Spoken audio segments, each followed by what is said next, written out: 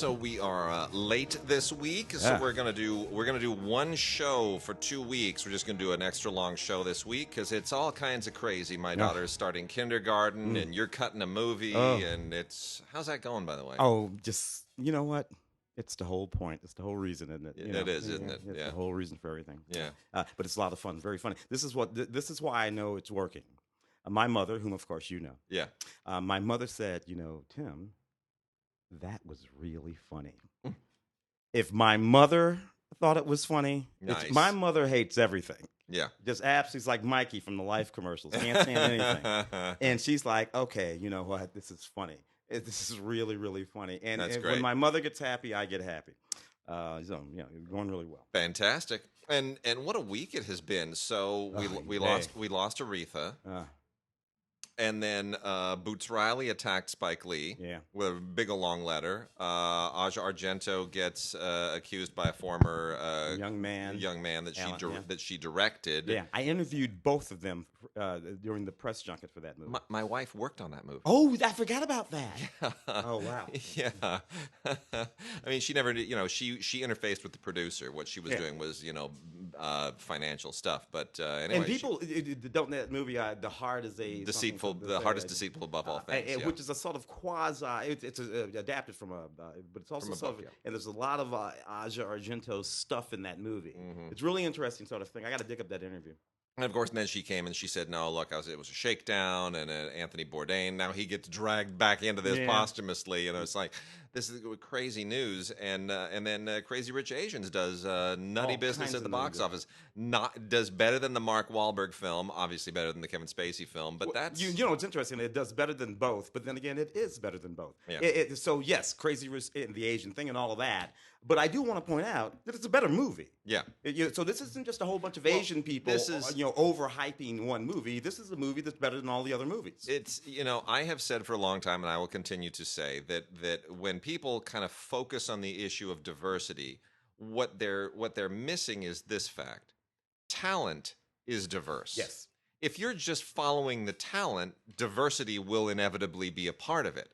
The idea that somehow we need to focus on diversity because the problem is not that you're not hiring enough people of other backgrounds and beliefs and whatnot. The problem is you're not chasing the talent. Yes, you're not going where the talent takes you. There's simply a matter of a belief system. And it's an old it's a belief system regarding all kinds of things, not just Hollywood. Fear driven. It's fear driven. But in Hollywood, there was a belief system that was all of the talent resided in a specific place. Yes, and that was always that was never true. And then we came maybe there's some talent over here. Okay, so then that gets better. Yeah. But we are only now approaching the place where Hollywood writ large is like, okay, the talent is everywhere. Yeah. The money, which is by the way saying the money is everywhere. So let's go get the talent and the money from everywhere, everywhere. And then everybody is serviced in terms of the audience. For one thing, all audiences are serviced. And by the way, those audiences aren't. I love the Crazy Rich Asians. Yeah. Middle-aged brother from St. Louis, love Crazy Rich Asians.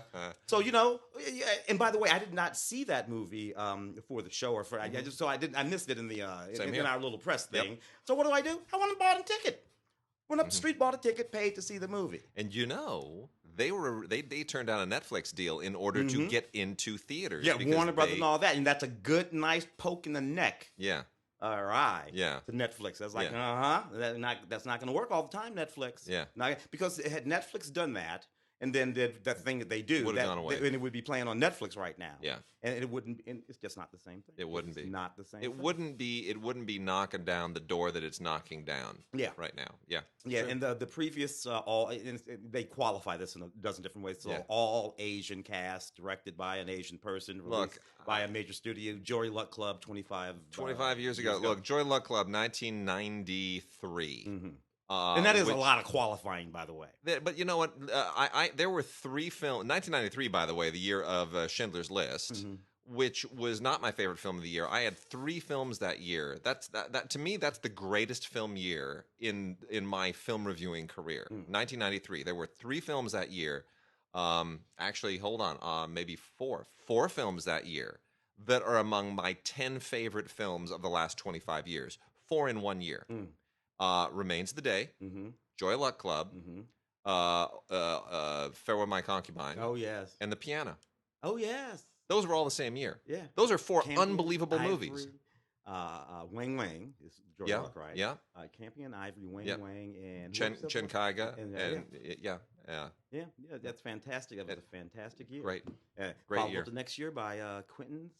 Yeah, that's right. Yeah, that was Pulp Fiction. Yeah, that's right. It was a run, man. And the 90s were a son of a bitch, boy. They were. I'll tell you, I will never forget those 3 years. Those were my first 3 years at the Cannes Film Festival. 92 was The Best Intentions, the Ingmar Bergman thing directed by Billy August. Then it was a tie between The Piano and Farewell My Concubine, deservedly. And then it was Pulp Fiction. Yeah. The 90s were something, weren't they? Something, man, So just before we dive into everything, what is up with Boots Riley? Why is he getting up in Spike? Well, for one thing, I think I know, but it's worth talking about. So, like a couple of different things going on. For one thing, Boots music, not just music. Boots was actually a film major. And Boots, or we should point out, Boots had an indie film that got a little bit of heat earlier this year. And then kind of faded. And it kind of faded. Yeah. But the thing is, I was thinking about this too, because when Spike's film started getting the heat, I thought, you know what? There's kind of a thing. The Boots Riley film is called Sorry to Bother You. Sorry to Bother You. Yeah. So which is the guy, he's a telemarketer, he's a black guy, and he puts on his white voice, right? And I thought, you know what?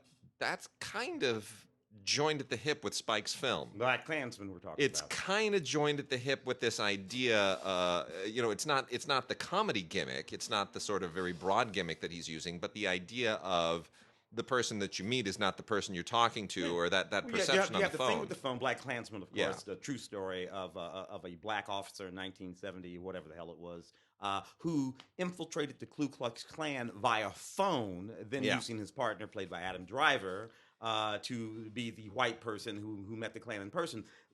In the Boots movie, you have a telemarketer, young black man, who learns to use his white voice. Yeah. Which, by the way, is a thing with black folks. Yeah. Black folks of a certain age, by the way, grow up knowing that you have to learn 2 different languages and 2 different ways to speak. There's the language that you use in the community, and the way we speak in the community, which is completely different than the language that we use in the greater society. Right now, I'm using the language that we use in the greater society. When you're not here and it's just me and Wade or Sherman or somebody like that, there's a whole different brother talking. I get it. It's a thing. And that is also literally true in Haiti. Yes. Where in school they speak French, and when they go home they speak Creole. Or So and I've met Haitians and spoken to them in proper French, and they kind of think it's cute. They think it's cute and endearing, but they just rather be hitting the Creole. That's a thing, I think, in a lot of places. And frankly, I think it happens in more cultures than I know that it happens in Asian cultures. Talk to Justin Chang about it, and he's like, believe me, we do that. I have seen it in my family and my wife's family, where we have parents who grew up in the South who have no Southern accent, but you drop them back into that environment, and that twang is back like that. You did not want. I was stationed in Fairford outside London for about a year and a half in the early 80s. I got back.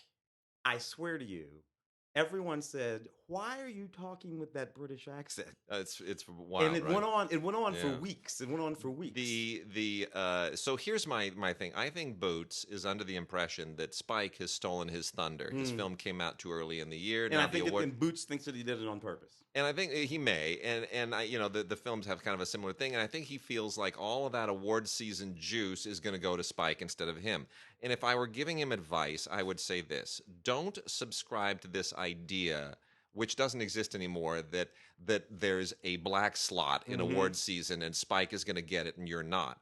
That I've seen that with my wife, where that's women acquiescence. That is an acquiescence. There's this thing in Hollywood where women will literally be more brutal to other women and cannibalize other women because they feel like there are limited spots for women, so they're all in a tighter competition for it. We got to get past that. Here's the notion: both of these things may have been true to a certain point. I think that we are at a point, and I get in trouble a lot in the black community, because I say these things a lot. Sometimes we have to recognize when we've won. Sometimes we have these huge wins, and we keep fighting that battle. Boots and Spike may both win awards. Yes, at the this end of is the my year. point They exactly. could be at the same events. If they are, you want to be able to walk up and shake hands and go, "Loved your movie, man. Great, I loved yours too." You're not fighting for the same spot. Because I didn't beat you. That's it. I first of all, there are a lot of movies nominated. I beat them all. That's Whichever right. was who won. There you go. So that slot, no. And this is one of these moments, and it's true of a few things now. So this, and I think you're right about that. Yeah. That's a little bit of what's going on. And frankly, this comes from a couple of guys because neither Boots nor Spike are that young, and they're carrying over a mentality that comes from my generation. Boots and Spike are all in the same age range, 4 or 5 years, and this is some NAACP type mentality. Yeah. And we grew up with it. It gets inculcated into us, and we all end up fighting for this exact same space. And it's kind of like what happened with I think with Steve McQueen and the writer of 12 Years a Slave. Yes. And that all happened, right? Yeah. And Steve McQueen, Yeah. he's up there, and then here comes it. He's like, Yeah. only one of us. Ridley. Yeah. It was as if only one of these two black men, one Yeah. British and one American, Yeah. could have props for this movie. Yeah. As if they couldn't both stand there. And it got kind of ugly, and it was a little embarrassing. It's and these are all growing pains. Yeah. I get that, and that's why I think I'm willing to cut people a lot of slack for these things. Like in Boots' case, I'm not ripping on him per se. I understand where he's coming from. Just want him to understand that you don't need to go there. It's okay. You're not directly in competition with that brother. Now, Spike over the years has said and done some things. But Spike. Look, we also have to remember too that Spike came of age at a moment when there had been no films with predominantly black casts and directed by a black filmmaker that had ever gone mainstream. Yeah. It never happened. You'd gone through the blaxploitation era. You would have had a few things like Sweetback for sure. Popular films, but not mainstream studio release. No, I mean even stuff like all the Charles Burnett stuff still lived in a very indie niche. And Spike broke that wall down. He broke it down with muscle. Yeah. Right? I mean, he came in and he talked big and he hit it big. And I think he over the course of his career was under the impression, not incorrectly, that you had to keep being belligerent to some degree to keep, elbowing because otherwise you're going to get elbowed aside. Mm-hmm. And he's never moved past that. And I'm not sure I want him to, Particularly when it sort of is who he is. When it comes to subject matter, absolutely. When it comes to because he had these issues with John Singleton, Oh, I know. 15. I mean, really, remember the same thing. I remember the quote. Same thing. I didn't get it. It was. I remember the quote even when he said, I didn't get into this business. I got into this business to just make movies and tell stories, not to like get chicks and go to parties like some people. Yeah. And I remember thinking, oh, ouch. Bruh, why are you shanking the homie? Like he didn't do nothing to you because he was dating Tyra Banks at the time. But there was a moment. Yeah. And that's happened a few times across the course of his 30-year career. Yeah. He should be above that. Yeah. It's what I'm thinking. He should just simply be above that. Man, I remember when he got mad and said he'd never go back to Cannes because he should have won. Yeah. There are only two people who ever stormed out of Cannes in a tantrum because they didn't win the top prize. Lars von Trier and Spike Lee. Those are the only two. Wacky company. Spike, you don't want to be in Lars's company. Let Lars own that crazy space by himself. What did he win? He didn't win the main prize for BlacKkKlansman. He won the audience. He won screenplay. Screenplay. I think it was screenplay he won. Yeah. It was director or screenplay, or it was one of the two. But it was one of the top prizes. He was happy about it. But interesting. I hope it don't get ugly. All right. Shall we? Let's jump into this. I'm going to hit some anime right at the top here. Some really, really good stuff. A few things from Section 23 and Sentai, and then some stuff from some big old cool box sets from Funimation. I love these titles. I really do. Sentai has so many shows that are just basically big-eyed, cute women with multicolored hair doing all kinds of heroic things in mystical, semi-feudal environments. Some of them very scantily clad. This may be the best one I have yet seen, and I love the title. It is called Armed Girls Machiavellism. Oh, I'm mispronouncing it again. It's just who does this title? Armed Girls Machiavellism. There it is. Machiavellism. I don't think that's a word, but it's not a word. It's not. It's important to point out it's not Machiavellianism. which is what I think they may have meant. But remember, these titles are cooked up, by people who do not speak English as a first language. So Armed Girls Machiavellism, the complete collection. And this is all about the Aichi Coexistence Academy, which is which used to be girls only, and now it's gone co-ed. Oh boy. Yeah, that's right. And it gets into this really, really weird. There are these really weird kind of prep school politics going on here. It was a little bit mystical. There's a lot of like sword play and that kind of stuff going on. But there's a kind of an initiation thing that gets into a little bit of cross dressing. I won't get you any beyond that. Just know that it's funny and it's just weird and twisted, and the action is great. The animation is terrific, and it's actually a strange amount of bizarre fun. Then there is also No Game, No Life Zero from Sente, which is absolutely spectacularly beautiful animation, tremendous colors and shading, and it's really very, very innovative, very interesting.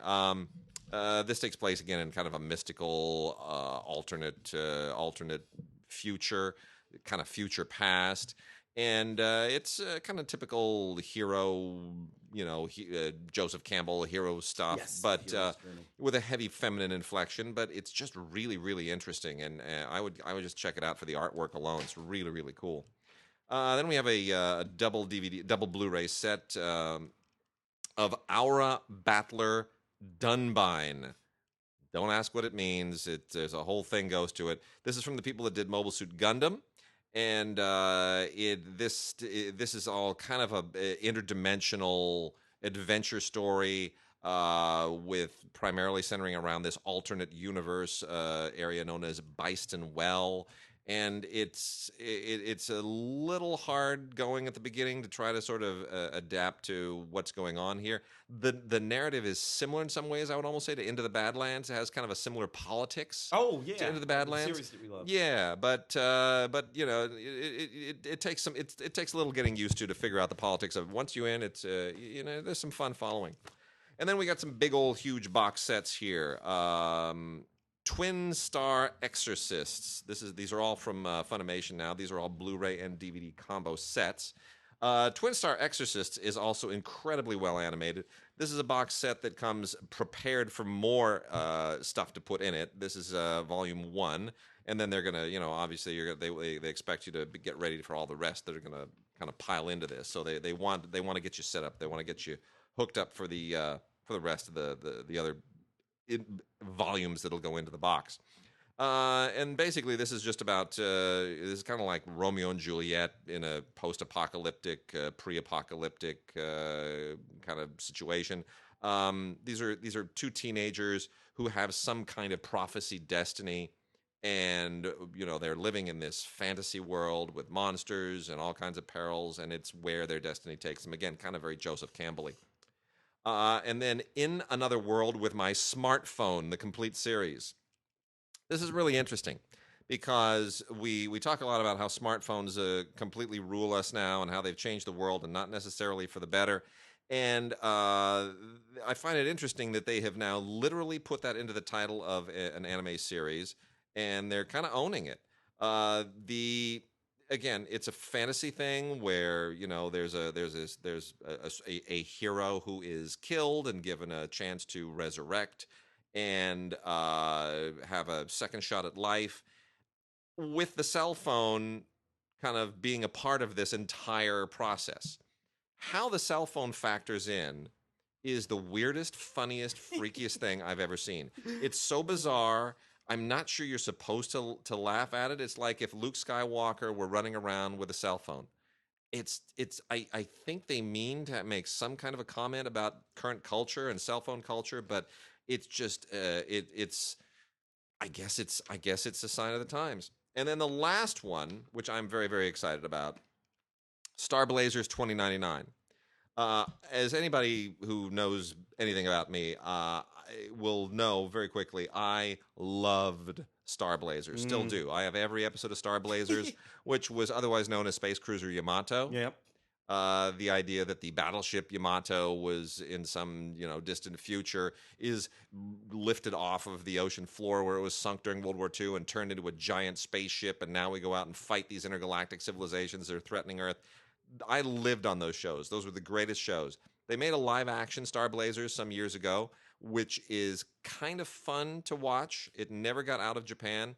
It's a little bit heavy-handed and a tiny bit too slavish to the animated show, kind of trying to imitate it in too many ways. But still, the franchise really, really holds up. Well, here we are 30 years after the original animated show, and they are bringing it back. And Star Blazers 2099 absolutely beautifully honors the spirit of the original with better animation, equally good writing. Not sure that it's better, but it's doing the same thing. They're just going back to the well, and I got to tell you, you can't really improve on the wheel. They do a great job here. The animation is terrific. This is a wonderful, fabulous box set. Comes with tons and tons of other cool stuff in it. They're expecting you to get Volume 2 at some point, so there's a space in the box for Volume 2 and a booklet. And Star Blazers 2199 is absolutely the goods. It delivers and fires on all cylinders. It delivers the goods completely for anybody who's a fan of the original. So by all means, definitely, if you're a completist and you already have the other sets from way back years ago, which should be on Blu-ray, but they're not, you want to add this to it. It's absolutely a load of fun. So that is our anime. Gotta love it, gotta love it, gotta love it. What else we got? Let's see. Let's do some of the gay cinema, I think. Perhaps, right? From Breaking Glass? Let's do it. First one. A neat little film by a fellow named Anthony J. Caruso. Anthony J. Caruso, look him up. He's actually an actor. He's been in a lot of stuff you've been watching. He's one of those guys you've been watching on television for years and you just don't know his name. Directed 2 films. This is one of them. It's the sort of gay film that's been done before. It's about a guy who has a sort of calling from God to become a sort of brother or something like that. But then he meets a handyman named Gabe, which is a little obvious, and he starts to like Gabe and he has to figure out what he's going to do. That storyline is perfectly okay with me. Even the acting in this movie is okay with me. This movie is entirely too verbose. Anthony is a little bit in love with his own writing. He's the star of the movie. He's the director of the movie. He wrote the movie, and he likes every word that he wrote, and he leaves them all in the movie. It would have behooved him to have someone say, Anthony, I think we got it. And this, instead of being 2 hours long, would be about 90 minutes long, and it would be a better movie. But it is funny. I will give it that. All kinds of little tributary storylines that go off this way and the other. Special commentary track here from the director and a few other folks, and some alternate takes and the trailer and stuff like that. It's a perfectly acceptable, nice little movie that could use a little trimming. Popped up on a whole lot of film festivals. Brotherly Love by Anthony J. Caruso from Breaking Glass. Very nice. And then we have another one of these little films. These films, they go back all the way back to the films like The Incredibly True Adventures of Two Girls in Love from some 20 years ago. Oh, this is one, Porcupine Lake, a film about these 2 young girls, really. I think they're 13 or 14 years old in the film, who are both visiting the lake and hanging out, and they become fast friends, and then a little bit more than fast friends. And it's about how they sort of influence each other over the course of this summer. It's just a lovely, sensitive film. Nothing particularly dramatic happens. I like this film more than the film that I just mentioned because it's a quieter film with less talking. And I think it has to do with the fact that this is about 2 young women, whereas that other film was about 2 young men.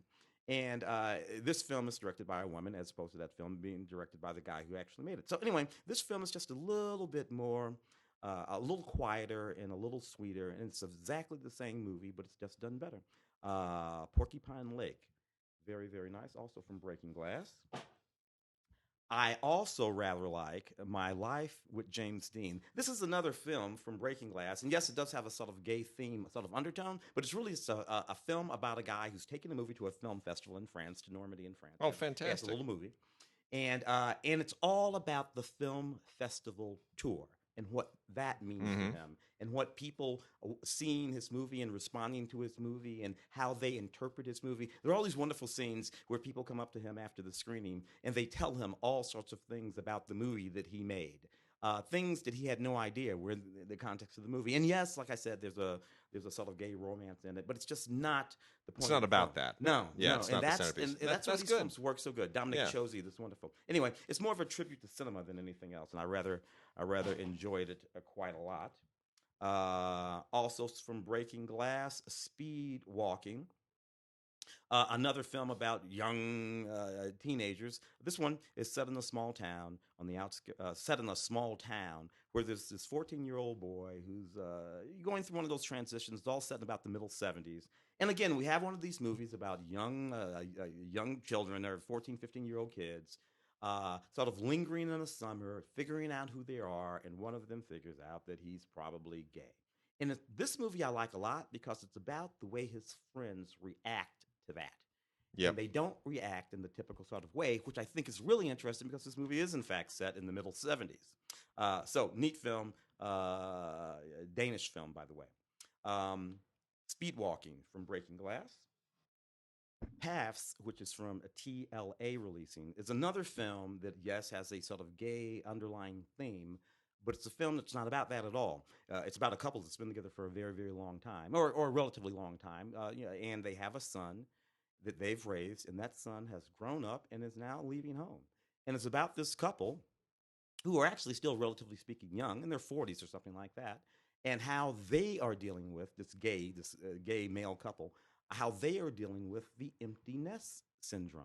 Because you know what? Happens to them too. Yeah. The kid's gone. How are we going to be now as a couple when we don't have to worry about that? So, it's a really, really lovely film from TLA releasing. Not a whole lot on it. It's in German with English subtitles. And we also have Paperboys, a film by Curtis Casella and Cal Cabral, both young gay men who make these really, really wonderful films. So this one is about a guy who has a brash decision. He decides to go up to San Francisco, and he pretends to be straight, and he hangs out with his best friends. And as far as they know, he's just this straight guy. But he's simply engaged in this sort of deception. Only he's not really intending to be deceptive. He just wants to be somebody else for a minute. He wants to see what it means to be like a straight guy hanging around with straight guys, doing straight guy stuff. That's interesting. And it's a really sort of interesting kind of. That's good. It's a hell of a gimmick. He's like, and it's just funny because we are of course behind his eyes, seeing what he's seen and how he's sort of silently smiling at the things that these straight guys do. And it's interesting because he decides, you know what, I like being gay better. which I can kind of see. Again, special features include an audio commentary and a few behind the scenes looks and stuff like that. This one is from is it Dekaku? Deku. Yeah, Deku. Paperboys. Neat movie. All right, so got some new movies this week. We will, on the next show, talk about Deadpool, which came to us just too late to be able to squeeze into this show. But we got Show Dogs at the top here, and Show Dogs is not Deadpool 2. Raja Gosnell, who is the auteur behind Beverly Hills Chihuahua and Scooby-Doo, decided, I'm going to go make a dog movie again, another talking dog movie. So he made Show Dogs. They don't get enough of those. Now I happen to know. I have issues. I know. Now, in full disclosure, I know some of the people involved in the production of this. I know one of the producers quite well. I know another producer somewhat well, and I can't even feign like, oh, go see it. No, and they wouldn't either. They know this is a lame movie. It's a junk movie. Look, Will Arnett has a dog that talks like Ludacris, and they're detectives. There it is. That's the movie. There's nothing else. Come on, Ludacris, what's the deal? And he's going by Chris, in quotes, Ludacris because Bridges now. He's trying to do the thing like Dwayne Johnson. The way The Rock eventually went away. Yeah, when they've got the moniker for wrestling or rapping or whatever else it is that you do, eventually they kind of want to go legit, so they got to kind of get their actor name going. And you know what's funny? I watched an episode of Star Trek Voyager last night. Yeah. And it's an episode in which 7 of 9 and Dwayne The Rock Johnson are fighting in this whole thing. I'm looking at them, I'm like, oh my God, that's The Rock. And I wait, and his credit in that episode is Dwayne Johnson. But he was The Rock back then. But his credit, so it's funny. He's gone full circle. Yeah. He had to become The Rock so that he could become Dwayne Johnson again. Yeah, isn't that funny? And that's just wild. Crazy. Well, anyway, so Show Dogs, it's on, it's movies anywhere, it's Blu-ray, DVD, it's, if you love talking dogs, whatever. The Miracle Season is on DVD. This is a triumphant sports movie. It's perfectly fine. It's based on a true story about a volleyball team. Yeah, a little heartbreaking. Yeah, it's it's a girls' high school volleyball team, and their star player dies. William Hurt plays the dad. Helen Hunt plays the coach, and they've got to somehow rally the team to in the memory of the dead girl to kind of triumph. And it works. It does exactly what you expect it's going to do for a sports film. Volleyball is not as interesting as contact sports like soccer and football and basketball, where you can get some real drama going. It's you're separated by a net, and it's not quite the same thing. However, could say the same thing about tennis. And my favorite film of the year so far is Borg versus McEnroe, which bugs me that movie did not. Isn't that amazing? Yeah, I just don't get it. By the way, as long as we're on the subject, so I watched the John McEnroe documentary, which I have to cover on Film Week next week. Next week, okay, yeah. Have you seen this? No, I haven't. It is amazing because it's not a documentary about McEnroe. It's a documentary about cinema. Oh. It's amazing. I'm just going to tell everybody this really quickly. I didn't know what to expect. It starts off with a quote by Jean-Luc Godard, of all damn things. And you know me, I'm like, I can respect Godard, but I just as soon punch him in the face for being such a pretentious dork. But the quote is, cinema, the cinema is all lies. Sports doesn't lie, right? Which is true.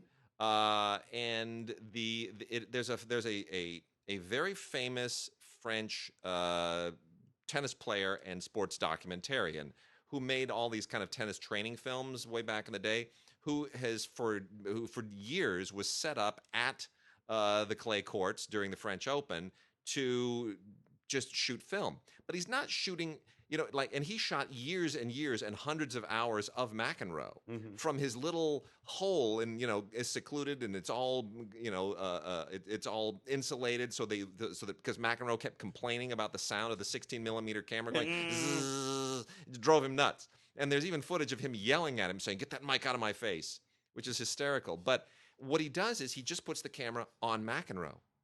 And he's learning all of the things, like, this is how you win a Grand Slam. You don't learn about how McEnroe wins by watching McEnroe and the other player. You learn from just watching McEnroe. And so you're watching very often just one side of the match. But it's fascinating. It's as a tennis player and a tennis fan, you will find this is so interesting. Because McEnroe, of course, would be. There's a wonderful documentary called The French from 1982. Yeah, it's about the French Open. Yeah, McEnroe plays him and Borg, because that was they had that big gigantic thing, and young Yannick Noah, and we're all behind the scenes of all of that. Yeah, it's a beautiful film. I think it's William Klein or something like that. Because it's all ambient sound. Yeah. Right? There's no voiceover, no narrator. It's just nothing but the sound of the French Open. And very often it's McEnroe going bananas. And very often it's him screaming at the guy that you're talking about who's shooting in that little hole. The most interesting observation here is that McEnroe was not just an expert at the drama of how to finish a point with those drop shots and all that, nobody ever knowing where he was going to hit the ball, and all of his little deceptive things that, Andre Agassi eventually did as well. But he was a master at how to start the point. Those tantrums, those tirades dictated the temperament and the tenor of every given point before he even served. Anybody served. He set the tone. He was controlling the tone. He was controlling the pace. He's the Bobby Fischer of tennis. Exactly. It's amazing. He was playing chess. All right, really great. I have to see that one. Yes. So American Animals. Bart Layton, who's a director I've never heard of before, but does a very, very good job with this really interesting offbeat heist film, which is about heisting rare books from the library. I had issues with that movie. Did you happen to hear me on the radio show about that? I didn't. What were your issues? True story. Yeah. Right. They these boys in 2000, whatever it is, young guys, steal the John Audubon book. Right?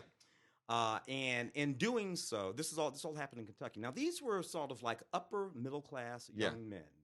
At universities, one kid is like on the lacrosse team, the other kid is like a budding artist, and yet they're engaged in all of this sort of angst about their future, angst about, which never quite comes off. No, I agree with that. And frankly, I'm looking at these, and they decide to pull off this heist, and they actually do this thing. Here's the thing: there's a woman, and this is all true story, with whom they use a cattle prod sort of like shocking device, and they shock her and knock her out so that they can pull off this heist. All right, now the thing about this movie is the actual guys who did this are in this movie. Yeah, they cut to these guys and they're sort of telling the story as we go back and forth in Red's fashion. Exactly. Yeah. Now the actors playing them in the movie are all very good, by the way, wonderfully acting and all this kind of stuff. But when we cut to these guys, the actual guys, this is what I realized. These guys are assholes. These guys are still assholes, and they are still wholly unaware of how disgusting what they did are. True. And thus the filmmakers seem to be unaware of it too. You think? See, now I thought the filmmaker was aware of it. You tell me. I got the impression that this was sort of give them enough rope. And they will hang themselves. Yeah, you know? Yeah. That was what that was my takeaway. But you may be right. Maybe there's an obliviousness to it as well. I thought it was certainly a very interesting way to tell this story. Certainly something that has been done before.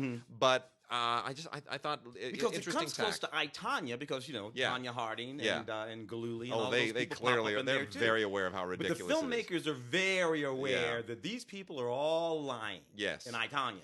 And that rope you're talking about, they definitely just here's your rope, here's your rope. But I'll have to consider that. But that was an interesting thing about it. Well, there's a commentary on this as well, which is also where I got the very clear impression that they are not as enamored of these people as might appear. It's a very interesting commentary, not as forthcoming as you might hope. Also has some deleted scenes and featurettes.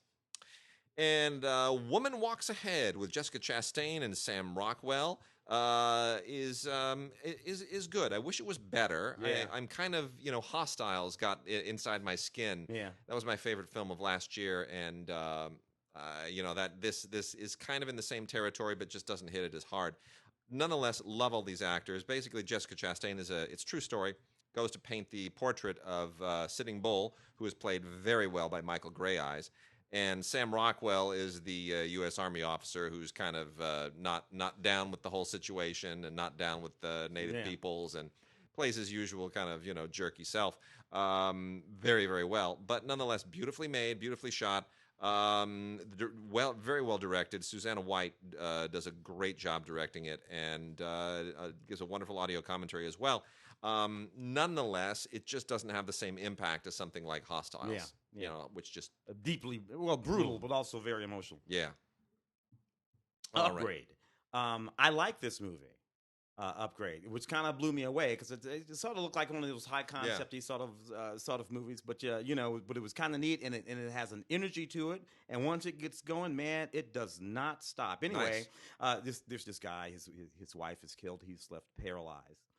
It's set slightly in the future, and there's this way that one can simply repair their bodies, and they can get. But it's not just a matter of repairing your body; you get upgrades. You can do stuff now that you couldn't do before, and he decides to figure out who killed his wife. Nice, and use those skills to get him there, and it's just a really, really neat concept. It's like a sort of Charles those Bronson movies back in the day. Where Charlie Bronson would go after it. It was like that, right? Only in a high-tech, high-concept kind of way. Really, really kind of neat. From the producers of Get Out and Happy Death Day and The Purge, they make sure to sort of mention that on the box. But, they didn't really need to because it's a pretty good movie all by itself. Nothing on this sucker in the way of special features, though, which is kind of buggy to me because it's the kind of movie where you really wish that they had gone behind the scenes a little bit and talked about it. So here's an odd little indie. The House of Tomorrow... Excuse me, with Asa Butterfield, who has become the go-to actor for playing just weird young kids. Born on Mars or Ender's Game or whatever it is. That's his gig. So he plays the weird kids, and he does it very, very well. I wish he'd kind of stop doing it though, because I'm like comparing all of the different parts in my head. Like, which one of the weird Asa Butterfield parts was weirder than the others? Anyway, here he's a 16-year-old kid who has spent basically his entire life living in a geodesic dome with his grandmother, played by Ellen Burstyn, who also has been playing a lot of weird parts in the last few years. And it's the whole thing is the metaphor for coming. It's the same thing as in that Martian kid movie, where how do you come out of your world? How do you enter this new world? How do you? It's just a big kind of counterculture coming of age metaphor. And it kind of works. The whole the way that Buckminster Fuller is integrated into this, and if you don't know who Buckminster Fuller was, geodesic dome dude. Yeah, that's what gets a little bit, it's a little twee. You know what I'm saying? Yeah. It's like if you're going to go to a sort of fringe topic, it would help to make it accessible to audiences who don't sort of understand the history of the fringiness, as opposed to doubling down on the fringiness and just saying we're gonna get Buckminster Fuller in this, and we're gonna make all these references to things that you need to go home and look up. If I gotta go home and look up a bunch of stuff, I'm not really enjoying the movie. I'm not going to. No, your movie's going to play to a very very very particular audience.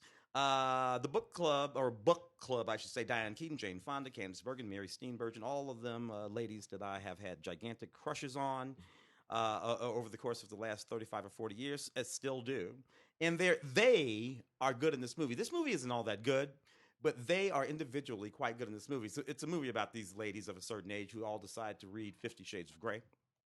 You know, the movie for which from the books from which the 50 Shades of Grey movies are made, and what that means to rekindling their sort of sexual desire and love lives, and the people they meet. The people they meet include Andy Garcia and Don Johnson and Craig T. Nelson and Richard Dreyfuss, all of whom are pretty cool, and you can't get enough of. It's strange though. I look at these guys who were like icons of my life, right? And I wanted to be Don Johnson. And now he's playing like, middle-aged dude, hunting down Diane Keaton. But you know what? I guess that happens to all of us. All kinds of stuff on this movie. Again, it's in the vein of those sort of movies. You know what's weird about these movies, Wade? They're never as good as the equivalent of this movie in an English film, a British film. It's true. Would be better. Yeah.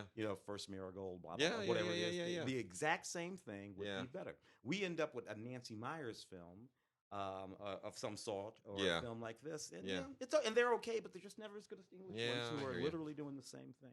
I don't know about you, but I've been waiting to get Jean-Claude Van Damme and Dolph Lundgren together in the movie. I don't even know, man. I've been thinking about it. I wrote letters, and finally, the good folks at Lionsgate have done it. Jean-Claude and Dolph in a movie called Blackwater.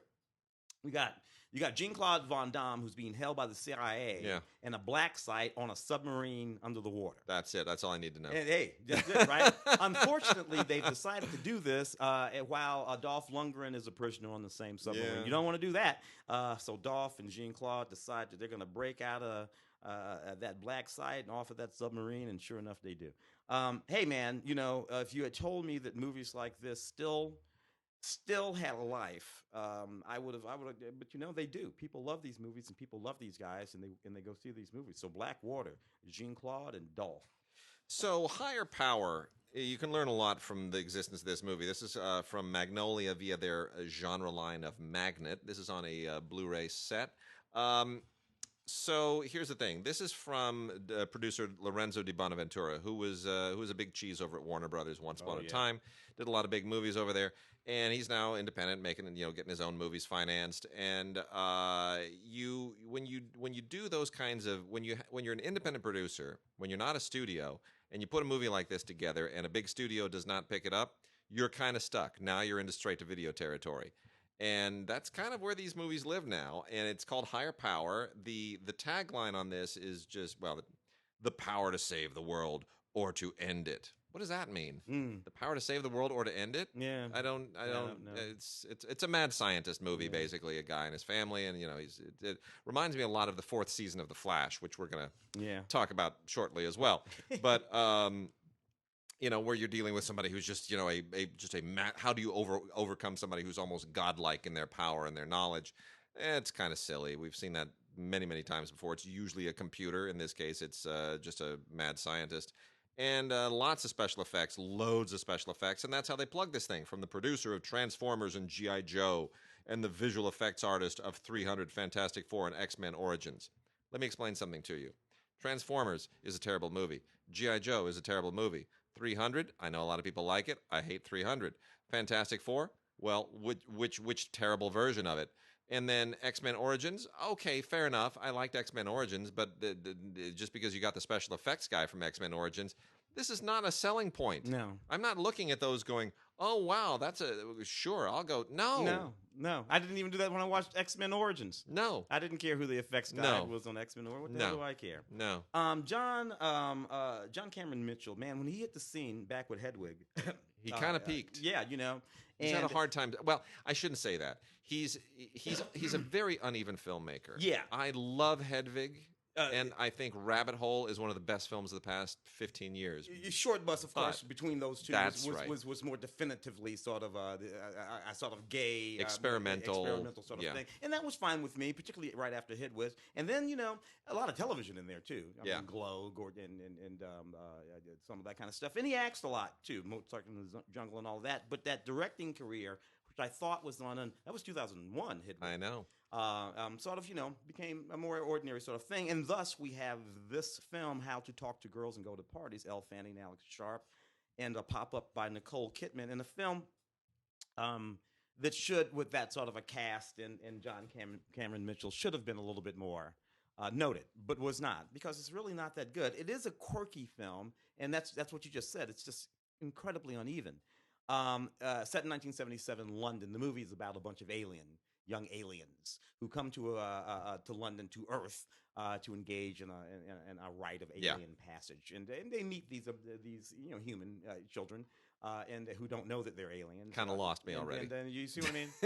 Right there. And I can see why John Cameron would think that was cute and funny. It's sort of androgynous and has a sort of man who fell to Earth sort of dynamic. Bowie and all of that kind of stuff meets London pops. But no, it just doesn't work at all. And I don't know, John Cameron, he's doing well as an actor. This does have an audio commentary from him with actors Elle Fanning and Alex Sharp, and a making of sort of documentary and some deleted scenes. Kind of a sort of late life coming of age movie called Escape, or The Escape. This is with Gemma Arterton. So here's the deal. Gemma Arterton is if you can believe it or not, she deglams herself to play sort of a beleaguered London housewife. Dominic Cooper is her husband, and her life isn't all it's cracked up to be. So she decides to escape. Yeah, she almost goes on a bit of a walkabout. Really, that's it. That's all it is. Yeah. And it's really nicely acted. I love Gemma Arterton, who of course starred in Their Finest, which I thought was the best of the Dunkirk movies. Got no love because of dumb things that I won't get into. This is perfectly fine. Dominic Savage is the writer-director. It's a lovely film. I don't think it's a great film, but I'm glad that it's out there. It's from IFC Films on DVD, not on Blu-ray. Neatly emotional little number. All right, let's hit some documentary. I'm jumping the gun here on this. Some television, and I'm going to start off with Documentary Now. That's where my head was. Documentary Now, if you haven't seen this, is like some of the greatest television of the last 20 years. It's completely bit funny, as Tim would often say. Yes. It's very, we're talking about sketch comedy people here, basically. So this is the brainchild of Bill Hader and Fred Armisen, both of them looking to kind of bust out some things that they weren't able to fully explore on SNL. Mm-hmm. And one of those is to basically do a kind of mock documentary comedy show. And what Documentary Now does, and this is quote-unquote hosted by Helen Mirren to give it that very officious British sense of authenticity. And she keeps a straight face too. It's absolutely a beautiful thing. It's just a wonder to watch her be completely straight on this. But every episode is like a different stylistically perfect riff on some other documentary, a great documentary, a documentary style, whatever the case is. It's just all mock documentary and faux documentary. And if you've ever seen any of the stuff like what's the mock Loch Ness movie? Oh yes, with the Peter Jackson. It's that kind of thing. It's hysterical. And once you get and if you're a documentary fan and you know the references and you can kind of spot, okay, now they're doing a Grey Gardens on me and all this kind of stuff. When you know that, it just absolutely rips you to pieces. It's so unbelievably funny. And the guest stars are just through the roof. Not just people from SNL. There are plenty of those, but there are people that just come in from left field, and it's absolutely a stone cold riot. I think this is just so funny and so much fun. You got to see a Documentary Now! ! Fred Armisen and Bill Hader doing it. Get Shorty, the television series, inspired by the Elmore Leonard 19. Look, I read that novel in 1990. Yep. And then of course there was the Get Shorty movies, and Sure. whatever the other one was. about with Chili. Yeah, there were two of those. With Dwayne Johnson. Yeah, with Dwayne Johnson, where he does the pants and the whole thing in the pants. All that. And first Get Shorty movie pretty good, not as good as the book. Second Get Shorty movie, Get Shorty movie or sequel to Get Shorty movie, still not as good as the book. This series, definitely not as good as the book, but as much fun, way more fun than that second movie. You got Chris O'Dowd and Ray Romano in this, and we have the first complete season here. So I don't know. It's not up there with the best crime sort of comedy drama noir that one can watch, but it's kind of funny with these guys doing this stuff. Melissa McCarthy and a few other people show up on it. All kinds of special features on here. But, I don't know. You got to kind of be into the Get Shorty stuff. This is a 3-dish set. The complete first season, Get Shorty. So we got a couple of superhero things here, and mixed feelings about both of them. Both of them in their 4th seasons. So Gotham in its 4th season, we're starting to get to the whole Batman thing. That's right. That's right. Where Bruce Wayne is kind of going in that direction. And Ra's al Ghul, and we got the Riddlers showing up, and Penguin and everything. It's all kind of going in the right direction. You feel the momentum there. You feel this series getting ready to kind of wrap out. And but the thing is, this show never had a lot of momentum for me. The 4th season, I'm going to say this, 4th season is better than the 3rd season, which is better than the 2nd, which is better than the 1st. Mm-hmm. But it's a slow burn, man. It's slow to get to that 4th season, and I almost gave up on the first season after the 1st season. I was like, this isn't working for me. The thing that happens along the course of the seasons of Gotham is that the show gets a little darker and more brutal. Yes. It starts taking people out, and characters take individual turns. Yes, they do. Sort of, it's not Flash. No, it isn't, which is what I'm going to hit in a second. What you're about to talk about. Yeah, I mean, I like I really like in this season what they do with Poison Ivy. I thought that's a nice change from what we've seen in the movies, and certainly even in some of the comic books.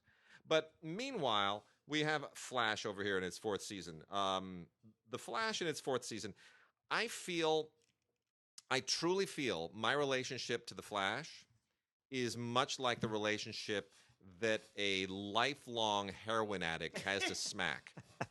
And you love it, but you hate it. Because I binge watch these things, and then I think I've kicked the addiction, and I'm like, now I'm going to get back to a normal life. And then another one comes around, and I fall right off the wagon, and I'm back in. And damn it, it's like it's Barry and Iris and that whole family thing, and it's just, and here's the thing. Over the course of 4 seasons, a show that started off being about one guy who's a superhero, basically everybody on the show now is a superhero. Yeah. Everybody on the show, except for Dad. Yeah. Dad is the only one that's not technically a superhero or hasn't played a superhero in some way. It's that once they set even off that Iris, even Iris has her superhero moment in this. It's like just to see what it's like to be Barry. Yeah, it's just. And here's the thing: what's refreshing about this 4th season is also what's weak about the 4th season. And I know where they're going to go in the 5th season, and they're going to go right back to the well. But we've been about fighting speedsters, increasingly evil speedsters, and more powerful speedsters. And all that, yeah. Yeah, in every single of one of the first 3 seasons, and they're all from the comics. Yeah. Here we now have a villain, the Thinker, which is also from the comics, but not a speedster. He is so smart that he has his floating chair, and he's smarter, and he knows what everyone's going to do before they do it, and it's a big chess match, and how do you defeat him in the chess match? And ultimately, it doesn't really make any sense what they do. They just get to the last episode. They get to episode 22, and they got to end it somehow. So every Flash, the reason why I love the Flash is because no matter what is going on in the Flash, no matter what characters, there's only one thing going on in the Flash. Barry is in love with Iris. That's it. And what nothing's going to happen to Iris. He'll do it, but nothing is going to, because Barry is bananas about Iris. That's it. I mean, the whole thing about the mother and finding out that was this sort of driving storyline for a long time. But even that, at the end of the day, was just a MacGuffin, because they were waiting for Barry to admit that he was in love with Iris. I won't go into all of the other subplots that keep coming back, Killer Frost, and and what's his face, oh gosh, which one? You would think I would know all the characters by now. Cisco. Oh, Cisco's relationship with what's her face, yes, and then with angry with and then we her dad. that all that stuff. It's and then the fact that we got two other speedsters in here, in Iris's brother, who's Kid Flash, and then Jesse Quick. Yeah. Well, we can't. It's only one Flash, so we got to figure out excuses to make them go away for a few episodes and occasionally come back when we need them. That bugs me, but you know what? I can't let this show go. I don't even try. I can't let it go. I don't even try. It's just because I'm like, every time somebody kidnaps Iris, I'm like, shouldn't have done that, homie. Should have kidnapped Iris. That's the only time they go wrong. It's you kidnap Iris. So don't true. do that. You might win. Yeah. The bear is gonna kick your ass now. Yep. Ash versus the Evil Dead. So this series is set 30 years after The Evil Dead, which is kind of interesting to me because I don't even think it's been about 30 years since The Evil Dead, so they kind of keep it in real time. Yeah. And Ash has been sort of like hiding out and everything kind of, and we're into the third season now. And I like the third season because, to be honest with you, I didn't care for the first season of this because Bruce Campbell, he's got the belly and he's putting on. They're sort of playing all the it's been 30 years jokes. And I'm like, that's Bruce Campbell. I don't care for these jokes. For one thing, he's like 2 years younger than me. But by the time we get to the third season, Bruce has leaned out and manned up, and he's got that chainsaw hand, and he's got Kelly and that other dude running with him. And you know what they're doing? They're messing up the. And now we're into the movie that I love. Now we got the movie where a homie is talking crap and taking names. Yep. And so by the time you get to the third season, this is much more like the series of movies. Yep. Evil Dead and all that kind of stuff. A lot more fun.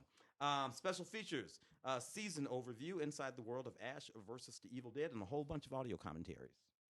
Got a couple from Mill Creek here. A couple of complete series that have now made their way to the Mill Creek Blu-ray complete series line, which means usually that the individual series have played out, and Mill Creek is going to offer an affordable box set for people who missed it the first time around. Both of these are worth checking out. I like one better than the other. Masters of Sex, the complete series, actually ages pretty well with time, to be honest. Michael Sheen, who has gone on to be a really, really terrific actor in so many great movies, is really, really great in this. So is Lizzie Kaplan, who's also gone on to be really terrific. Now You See Me Too, probably the best thing in that. Yeah. This is really quite an interesting look at a particular moment in time. The whole, Masters and Johnson study, which sort of came on the heels of Kinsey studying human sexuality and how that changed society and all of that. And it's a good show. It really is a good show. 4 seasons is all you need, and it's in a box set from Mill Creek. Mill Creek also has a 3-season box set on Blu-ray, Happy Endings, which I'm less fond of. It's fun, it's funny, it's a little fluffy. It doesn't quite hit the high marks that a lot of other shows do. Certainly isn't in the same caliber as Masters of Sex, but it's got a great cast. Damon Wayans Jr., who looks just like his freaking dad, which is just unbelievable. Adam Pally, Eliza Coupe, Zachary Knighton. These are all really, really, Elisha Cuthbert. These are all very, very talented actors, and they have a lot of fun with this. So, it's kind of like, even the artwork references Bob and Carol and Ted and Alice a little bit. Yes, it's just, it's like 30-something meets Bob and Carol and Ted and Alice in the present day. Touch of Friends, it's all that stuff.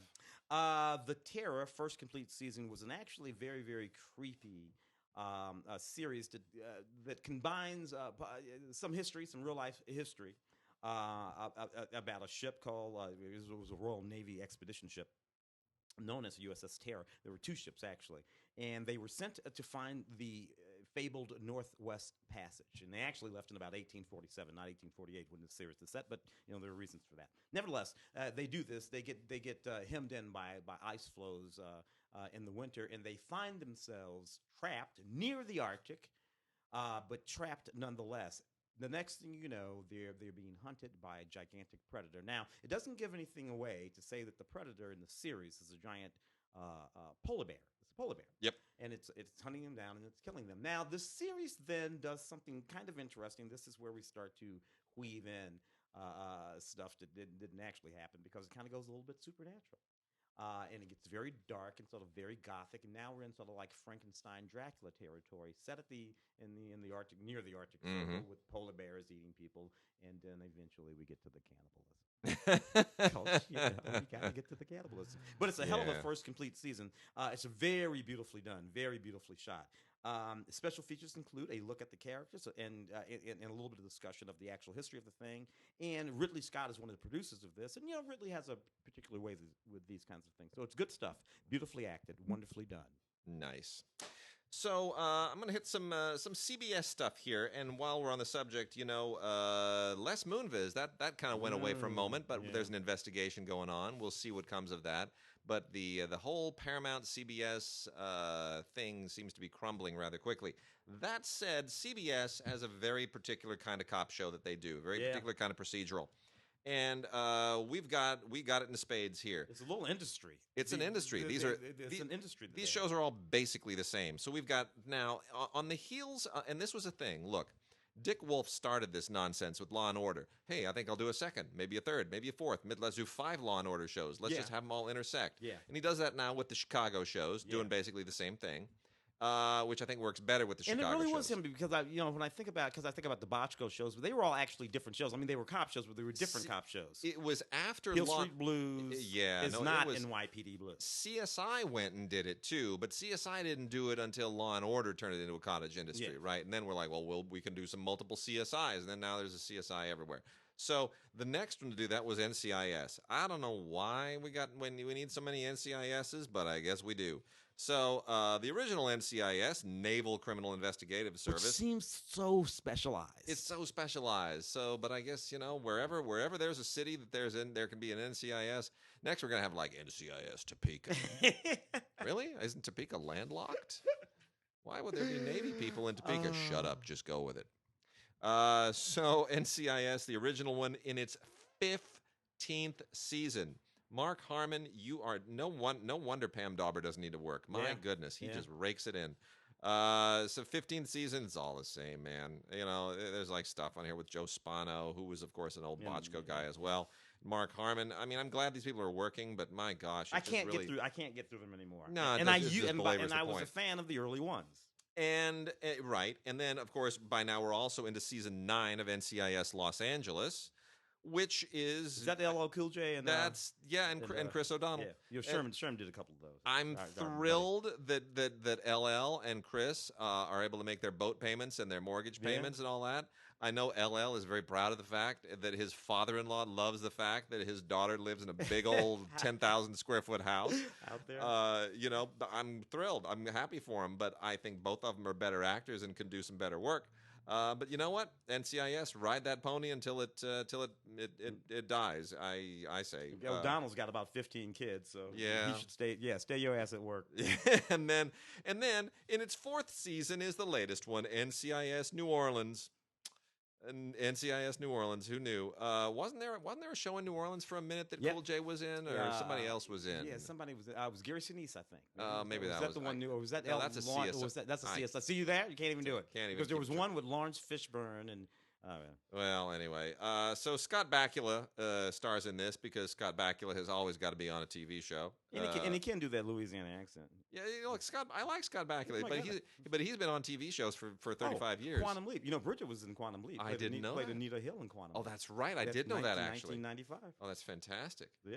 Well, anyway, lots of stuff on this. I love Scott Bakula, but it's not substantially different from the others. And then the last one is NCIS Criminal Minds. I'm sorry. Just Criminal Minds. I got carried away there. It certainly feels like it. Criminal Minds in season 13, another part of the CBS empire, and of course this is just profilers, but it's pretty much the same deal. Joe Mantegna, he's been off the market for a while too. All these great actors just doing TV, but you know what?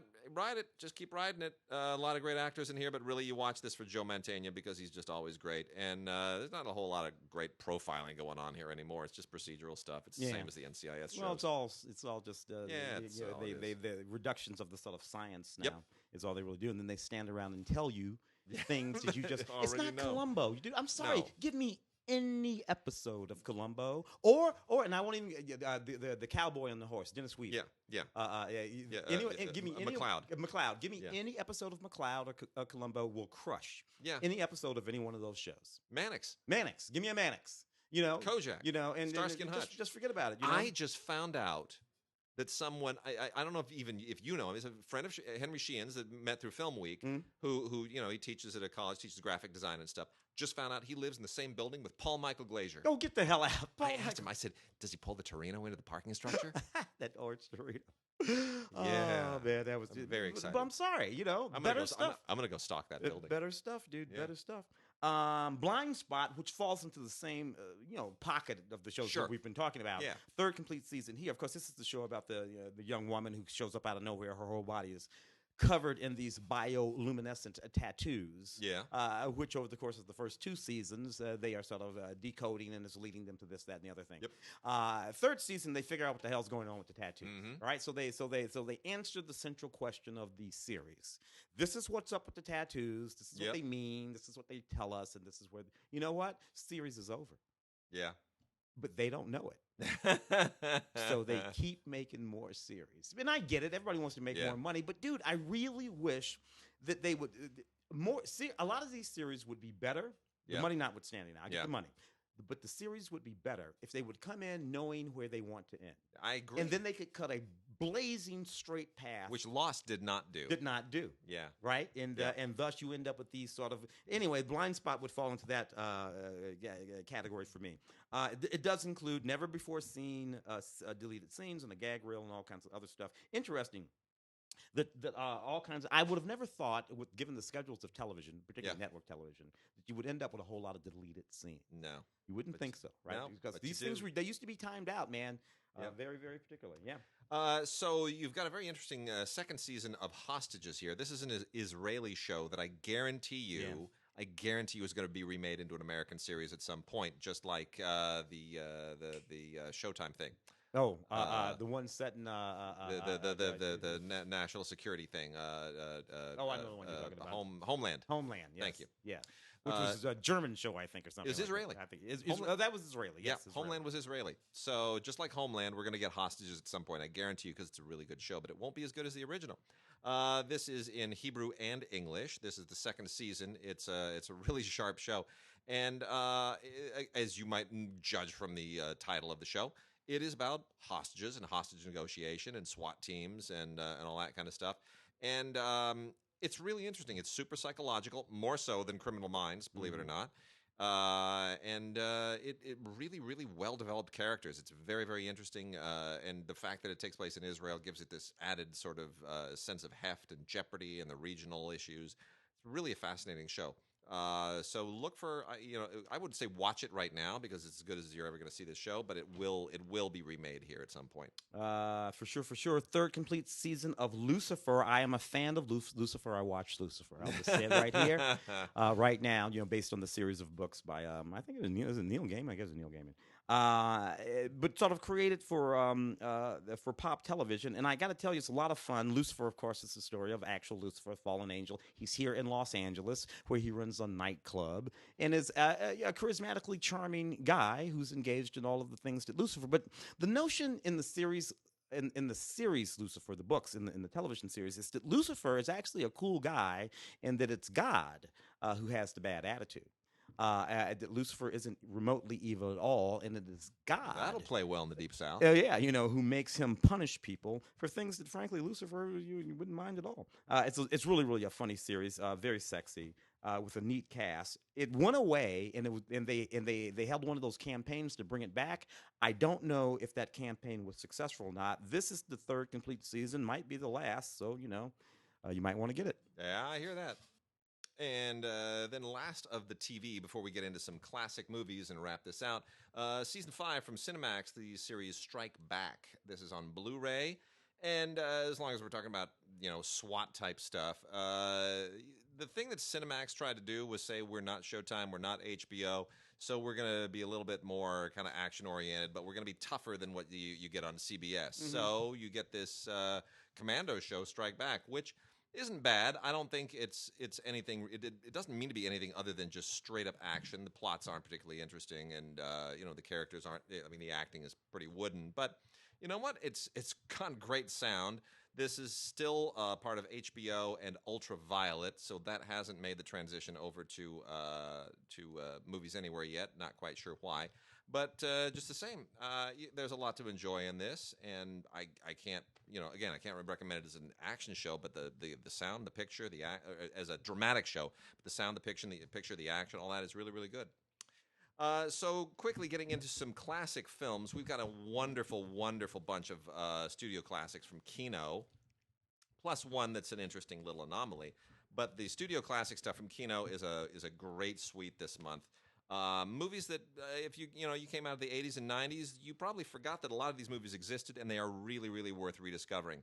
Daryl Hannah, Keith Carradine, Moira Kelly, and Vincent Spano in The Tie That Binds. Yeah. You remember this? Oh, yeah. Wesley Strick, who was and still is kind of a big deal screenwriter, wrote a lot of stuff, including the Martin Scorsese version of Cape Fear. Mm-hmm. He directed this, The Tie That Binds, which is very much a, again, it's from the producers of The Hand That Rocks the Cradle. That's the tagline here, because they want you to understand this is another one of those kinds of movies. And it is. It's like a little bit Cape Fear, a little Hand That Rocks the Cradle, stalkery, thrillery. But it's good. It's solid, and Daryl Hannah's terrific. The Day After, which we all remember, set all kinds of crazy records on television. Nicholas Meyer directed the atomic bomb television movie that scared the daylights. It was quite a thing. It was a serious television production. It's funny looking back on it, how it freaked everybody out. But it's still 1983. It was a legendary moment in television, and that's before the wall came down, dude. A lot of it was hype. That's true. Yeah. It was before the wall, so a lot of it was hype. But it was it's a moment in television, and it's terribly well done. Especially for TV movies of that time. John Lithgow and Jo Beth Williams, Jason Robards. Really, really good cast. Also, The Inkwell. Matty Rich, who just disappeared. But Matty Rich was a thing for a moment. Yeah. This is the movie that introduced Lorenz Tate. And this was kind of in that, like we were talking about earlier, Spike sort of opened the door for a lot of black filmmakers, and Matty Rich was one of them. Maddie and Spike had a funky little moment too. It's straight. Maddie's movie was Straight Out of Brooklyn. Yeah.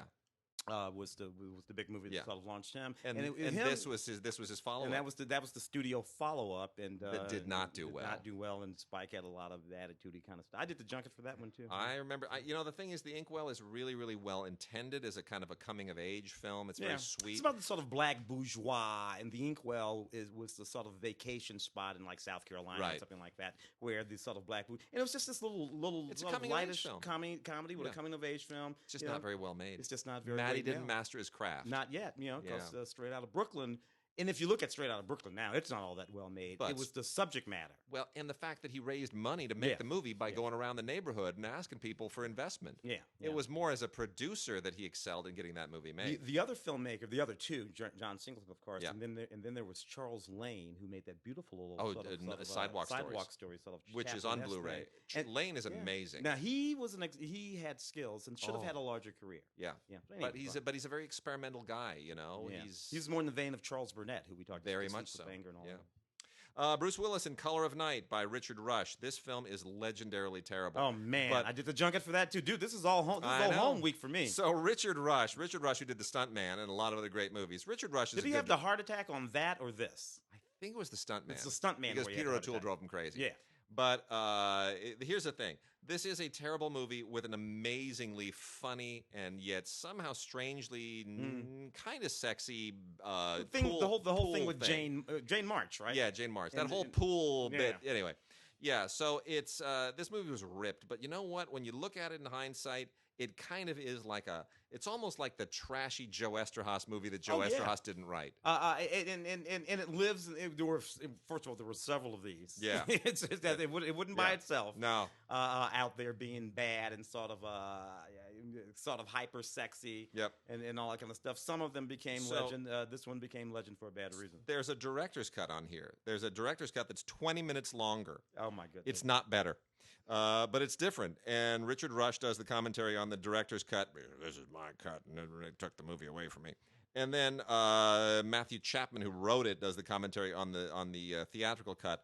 I would say if you've got like 4.5 hours to blow. Watch them all. Watch it all. More than that, just 8 hours. Watch the movies first, back to back, and then listen to the commentaries. If you can spend all day and you don't mind wasting it on Color of Night, I kind of would recommend you do. Yeah. Cradle Will Rock is a Tim Robbins directed movie that unfortunately didn't really get the attention it deserved. It kind of sort of ended Tim Robbins' directing career in a lot of ways too. This takes place in the 1930s, and it all centers around a loosely based series of factual. Well, how do I put it? Orson Welles, Diego Rivera, the guy who wrote it. What was his name? Mark. The guy who wrote the play. There's an actual play called Cradle Will Rock. Yes, and there's a moment in the 1930s that involves all of these people and Orson Welles and his stage troupe during the WPA and when the government was financing all these things. Before Welles became a filmmaker, when he was still a theater guy. And Diego John Houseman and all these people were involved. Yeah, it's a really interesting tapestry of a particular moment. And what I really love about this, the thing I love most about this is a credit at the end of the film that says something to the effect of edited on old-fashioned movie equipment. They just and it's funny. Film. You and I screened that movie together, whatever year that was. Yeah.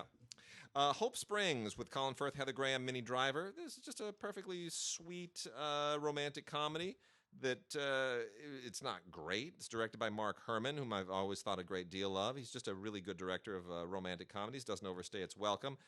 Mary Steenburgen is a nice supporting part. Oliver Platt is funny as always. And you know what? Go for it. I mean, Mark Herman wrote me a very, very nice letter, too, after I gave a good review to Blame It on the Bellboy. Yeah. And I've never forgotten that, and I think he deserves a better career. The remake of Born Yesterday with Melanie Griffith, John Goodman, and Don Johnson. Not as good as the No, not as good as the original, but it's got its moments.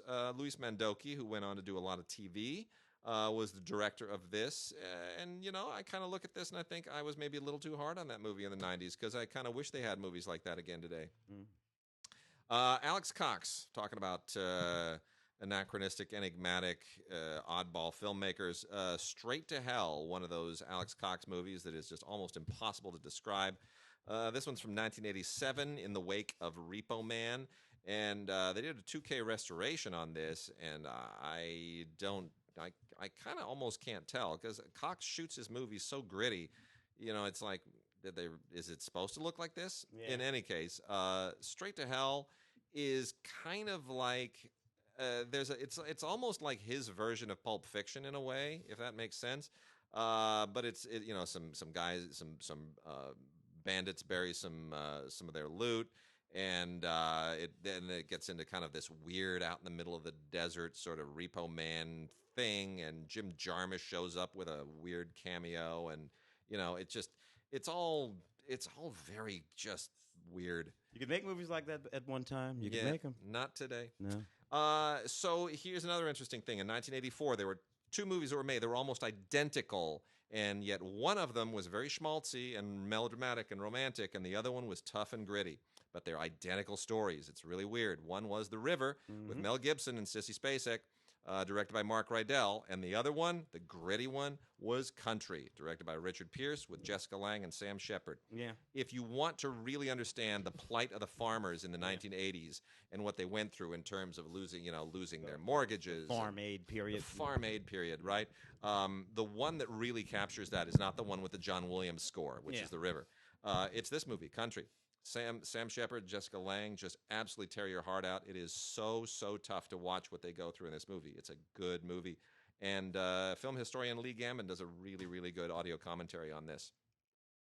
And then the last two, we've got 1,000 Acres, also with Jessica Lange and Michelle Pfeiffer, also with Colin Firth, Keith Carradine, Jason Robards, all people we've already talked about today. And this was directed by Jocelyn Moorhouse, who is the wife of P.J. Hogan. They are both directors. P.J. Hogan, of course, does funny movies like Muriel's Wedding, and Jocelyn Moorhouse does stuff like basically 1,000 Acres. And this is not as good of a movie as I remembered, actually. I thought I liked it a lot more, and watching it again, it kind of wanes a little bit. But watching Jessica Lange and Michelle Pfeiffer makes it all worth it. They are both absolutely terrific. It's the script by Laura Jones that I kind of doesn't quite work so well for me anymore. And maybe it's the source material. Jane Smiley wrote the Pulitzer Prize winning book, which kind of can't really be adapted. And then lastly, Deep Rising with Treat Williams and Famke Janssen. Another junket idea. Yeah, they did kind of a special edition for this one. It's got a sleeve and a ton of extras on here. Interviews with everybody, mostly special effects people. But you know what? It's Stephen Sommers, who of course would go on to do the Mummy and Van Helsing and stuff like that. Directed it. Stephen Sommers, my wife also worked with him on a film called Gunman. But he wrote and directed this, and it really is an artifact of another era. They don't make movies like this. This is a 1990s sci-fi action movie with all of its kind of cheesy, blockbustery schmaltz intact, and doesn't really work as a monster movie. It's totally a ripoff of just about everything else that preceded it. Aliens and fill in the blanks. But I don't know. There's a weird, strange kind of enjoyable cheesiness to it. I got a couple here that I will take a stab at, including Autumn in New York, Richard Gere and Winona Ryder, and a film directed by Joan Chen, one of three films directed by Joan Chen. The only feature she did a couple of shorts. I rather enjoyed this movie. It's about just a sort of aging playboy. He falls in love with a young girl, as aging playboys are wont to do, but she turns out to be terminally ill. So it lives in that sort of was the Ryan O'Neal and Ally McGraw. Oh yeah. That space, Yeah. Sort of deeply romantic, a little bit schmaltzy. Love story. A love story. Thank you. And but and with shades of indecent exposure. Robert Redford and all that. But it's just it's sincere, and I rather liked it. And I think Joan Chen should have directed more movies. Personally, she should have for sure. Absolutely. Her first film was Shoo Shoo the Sent Down Girl, which she shot in China without approval of the authorities, which was a hell of a thing to do. Yeah. Oh man, Joan suffered in some ways. Of course, Joan was in Lust, Caution, and famously in Twin Peaks on television. All that kind of. Her problem, too beautiful. And then we got a trio of criterions here. The Ballad of Gregorio Cortez, Edward James Olmos starring, for director Robert M. Young. Really an extraordinary landmark film from 1982. Beautiful restoration, 2K on this. A bunch of really, really good extras. The usual criterion thing. Ballad of Gregorio Cortez really kind of broke through a barrier that had prevented a lot of Latino actors and Latino filmmakers who still have a hard time, but it really opened a door in a way, especially so it said, this is not necessarily a foreign film phenomenon. There are American filmmakers who this is part of our culture too, part of our film culture. Mm-hmm. The original Ernst Lubitsch, Heaven Can Wait, not to be confused with the Warren Beatty film. This is from 1943. Don Amici has just never been more charming. Gene Tierney never been more beautiful, and Ernst Lubitsch's direction has never been more meticulous. Wonderful conversation on here from 2005 between Molly Haskell and Andrew Sarris, two of the great film critics of all time. And a 1982 episode of Creativity with Bill Moyers, looking into the life of screenwriter Samson Rafelson. This is just an absolutely terrific classic. And then the last one, Smithereens, Susan Seidelman's kind of amazing landmark 1982 film, which was one of the first movies of the 80s to break through for a lot of female directors. Susan Seidelman was one of those. And then she went on to do, Desperately Seeking Susan and kind of, which was also a thing, but it wasn't Smithereens. Smithereens has a lot of... well, Madonna was the thing about Desperately Seeking Susan. Yeah. But Smithereens really has a lot of cool grit, and the way that they, visualize New York. It captured a moment, and it was a big deal at Cannes, and it really captured a moment and a style, and it just broke a ceiling for women. Neat stuff. Two left over here. Crazy Six, neat movie that I really like. Rob Lowe, Burt Reynolds, Ice-T. Before he started playing cops on television, and Mario Van Peebles in an Howard Puyun film. This is kind of a neat movie, dark little gritty movie set in Eastern Europe. You got this kid played by Rob Lowe. They call him Crazy Six because he's the sixth child in this notorious drug family. He's crazy for drugs, and it's all about the way that part of Eastern Europe is sort of falling apart and everything is crumbling, and the drug trade is just going completely insane in these families.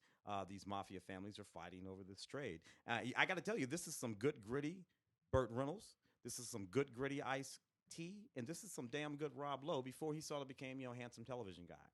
It was like he's a handsome television guy now. That's all he is. Yeah. It's post young Rob Lowe, but pre handsome television Rob Lowe. And then we have from 1975 a film that nowadays they call The Boss. Yep. Or just that's not what it was called then. That's not what it was called in 1995. It was called Boss, Nigger, hard R. Right, 1974-75 when this film came out, and it was a great name and the correct name. And Fred Williamson does not like that they've released this movie with the new title. He is very upfront. Fred the Hammer Williamson played the guy in this movie. And if you think about Quentin Tarantino's Django, wholly and completely influenced as much by any Django film by this movie. Yeah. By Fred Williamson in this movie. When you're watching Django, you're really watching very, very this movie right here. Anyway, it's about a guy, a former slave, who stops being a slave, gets a gun and a hat, and becomes the boss. That's it. This is a really subversive classic from the blaxploitation era, and I love this movie. And the thing is, Fred Williamson is such an interesting guy because he insists, and they keep the original title on the movie itself. It's just not on the packaging. Yeah. But he wanted to reclaim that word. Yeah. He wanted to undermine that word. He wanted to subvert it. And I think we know today that he has failed to do so. Yeah. But at the time, he was. Here's the great story that Fred Williamson told me, and it pertains to everything we've talked about today with Spike Lee and. Oh, it really does. It does. Fred Williamson was. We're talking about a guy who was had been a football player. And became a movie actor, and became a movie director, and a movie producer. Mm-hmm. And he went and when he was making his own movies, producing his own movies, he was determined to not basically be at the mercy of anybody else. And he was one of the first to say, "I'm going to go independent." Rudy Ray Moore was another one of them. The Dolomite films. Yeah. And Fred Williamson, he told me, I interviewed him for Original Gangsters, which he produced and acted in, pulled everybody back together, and he said he went to the Cannes Film Festival one year with all of his movies, and he set up shop in a little booth. He couldn't afford to get the big hotel suites like the bigger companies, and people kept coming and just saying, "How much you want for your movies? Do you realize this, that, and the other thing?" He goes, "These movies, they star you. I mean, black actors and black movies, they don't really sell in Europe." And they tried to talk him down. The old trope. And they tried to talk him down, and Fred Williamson said, "Yeah, I don't think so. I know what my movies are worth. Yeah, I know how they play." But thanks for asking. And he stood his ground, and he said the whole festival time, nobody bought a single movie until 2 days before the end of the festival. They all came back and paid him what he was asking for. Because he stood his ground. And he it's an stood his ground. Thing. So it actually plays Black Klansman, for instance. Yeah. So this movie that they changed the name of. So you watch Black Klansman, and not unlike Django, the word that we insist on calling the N-word is in that movie about 400 times, Black Klansman. Yeah. Except that here's the thing, and I know that Spike knows this, and sometimes it's the thing that Quentin doesn't always get right. Right. When you watch Black Klansman, the word that we insist on calling the N-word, which is the word that shows up in a lot of hip-hop music, Nigga, or however you want to spell it, that word never is spoken in Black Klansman, not once, not ever. Everybody who says that word is saying Nigger, 1972, Colorado Springs, hard R. And Spike knows that. No one, because I heard someone the other day, what about, and Spike's like, "You're not listening." Yeah. Go back and listen to the movie again. Yeah. Black folks know that these are not the same words. That's right. And one of them has a whole lot of meanings, and depending on who you are, you can use it or not use it. The other one, ER, only has the one meaning. Mm-hmm. And it's the thing that Fred Williamson knows, and that Spike knows, and that I wish that the greater culture would get to know. And it's the thing I've been talking about. Anyway, cool stuff. It is. So I'm a huge Fred Williamson fan. And speaking of, Three the Hard Way. Yeah. That is a classic from the era that is, as long as Black Klansman is out there, maybe that'll finally come out, because that has never been released. Get out of here. Never been on DVD, never been on Blu-ray. Three the Hard Way. For those who don't know, I mean, it's Jim Brown and Jim Kelly are the other ones in that one, and it has a whole kind of KKK subplot to it. Fame, It would be a good time to resurrect that, and heck, get Spike to even do an intro and a commentary if he wants to. Good time to resurrect that in a bunch of ways. Actually. Yeah, Gordon Parks Jr. Yep. All right. With that, we are done this week and for next week, and then we'll be back the week after and try to get back in gear and wish me well. Kindergarten begins. Actually, it'll give you a little bit more time in your day. Yeah, maybe. We'll see.